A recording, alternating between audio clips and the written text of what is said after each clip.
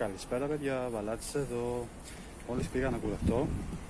Πήρα και αυτό εδώ, το καφεδάκι και ψώνισα πράγματα.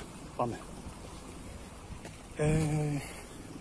Δεν είμαι σίγουρος. Το απογευματάκι θα κάνω και κάποιο live. Πιστεύω να μπουν στο live μου. Τώρα πάμε για το σπίτι.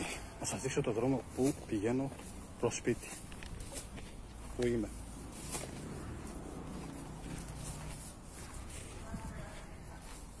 Και θα πάω τώρα σπίτι να λούσω τα μαλλιά μου. Θα μου πέσει. Είναι εδώ. Πάμε για το σπίτι.